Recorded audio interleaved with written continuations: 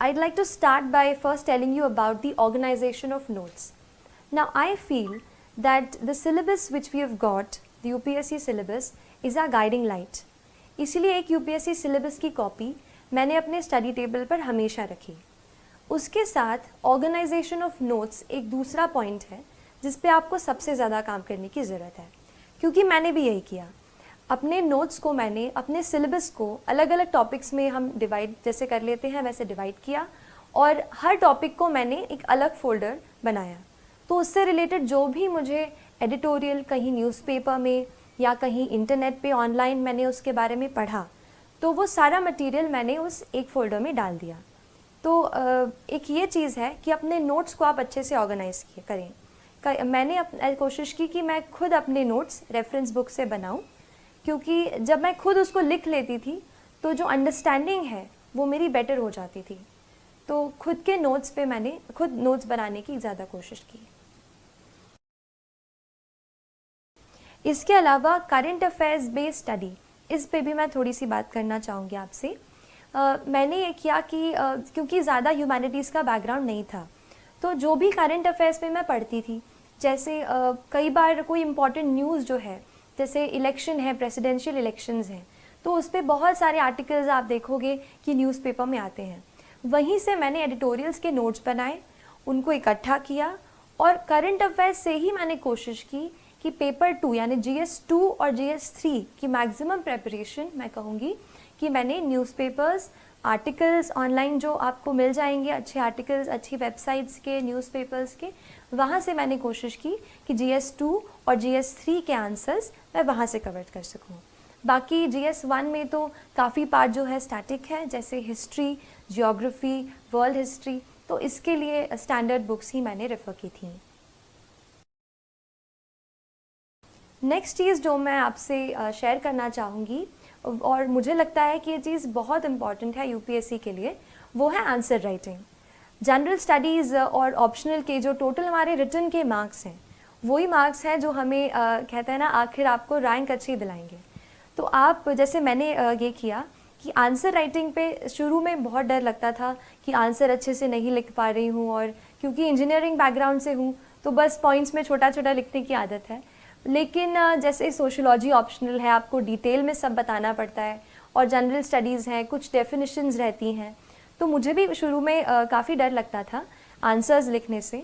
लेकिन इस डर पे थोड़ा सा मैंने काबू करने की कोशिश की और हर रोज़ एटलीस्ट 1 से 2 आंसर मैंने रोज़ लिखने की कोशिश की.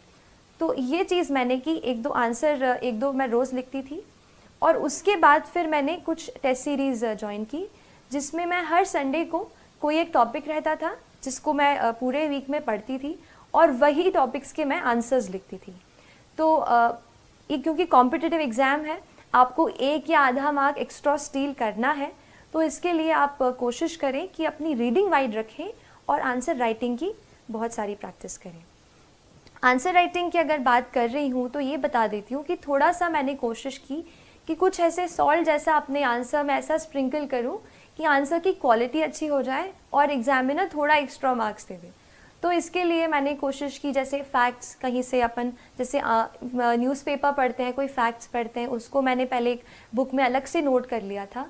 वो फैक्ट्स फिर मैंने एग्ज़ाम के बहुत जल्दी पहले ही एग्ज़ाम के जस्ट पास में ही मैंने वो लर्न कर लिए वो फैक्ट्स. फिर जैसे कुछ क्वेश्चंस ऐसे हैं जहाँ पर हम कुछ डेफिनेशंस लिख सकते हैं, तो जब आप आंसर को शुरू करते हैं तो आप उस डेफिनेशन से स्टार्ट कर सकते हैं.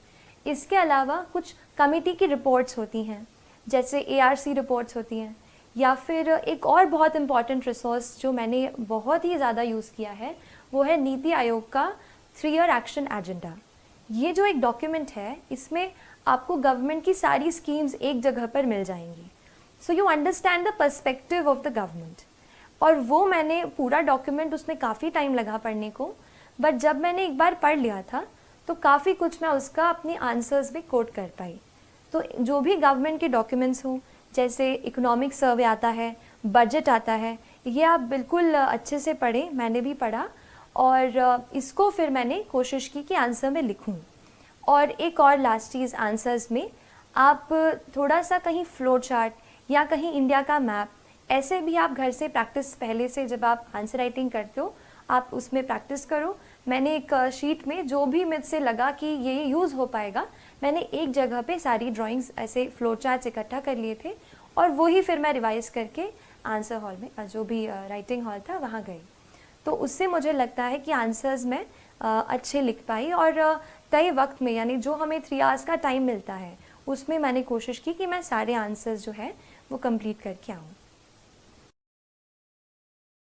मैं थोड़ा सा आपको एक और लास्ट चीज़ बताना चाहूँगी टेस्ट के बारे में। कई बार हम सोचते हैं कि टेस्ट हमें बहुत सारे देने हैं एंड मैंने भी पहले ये स्ट्रेस किया है कि टेस्ट सीरीज़ बहुत ज़रूरी है। टेस्ट सीरीज़ इसलिए इम्पॉर्टेंट हो जाती है क्योंकि हमें घर बैठे ये नहीं पता चलता कि हमारा क्या लेवल है, क्या स्टैंडर्ड है, क्या हम उस तरीके का एग्ज़ाम में परफॉर्म कर पाएंगे। तो ऐसे डाउट्स मुझे भी थे। टेस्ट देके मुझे ये पता चला कि ऑल इंडिया लेवल पर या जो भी आप इंस्टीट्यूट का ले रहे हैं उस लेवल पर आपकी क्या स्टैंडिंग है। तो इसके लिए आप टेस्ट ज़रूर लगाने की कोशिश करें। लेकिन इसमें एक और चीज़ मैं ऐड करूँगी। टेस्ट हम काफ़ी देते हैं, जैसे मान लीजिए प्रीलिम्स का टेस्ट है, हम 100 क्वेश्चंस तो अटैम्प्ट कर लेते हैं लेकिन उसके बाद इतने एग्जॉस्ट हो जाते हैं कि उसको रिवाइज़ ही नहीं करते। ये मत कीजिए।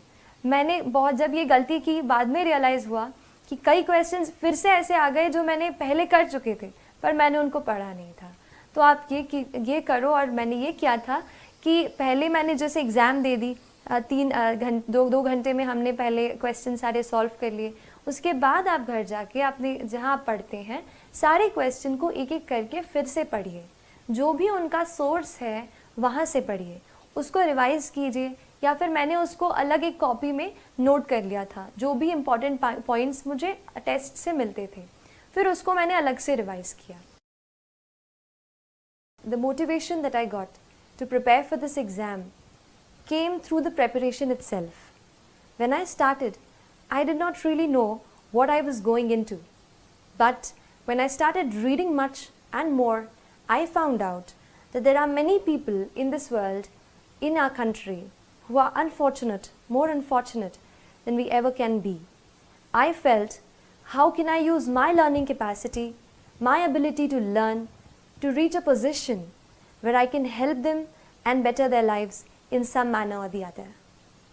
तो यही motivation रहा throughout my preparation and it pushed me through the entire process. And I'll tell you that this exam would not only help you change other people's lives, but ये आपको भी एक बेहतर इंसान बनने में मदद करती है. That is the beauty of UPSC CSE examination.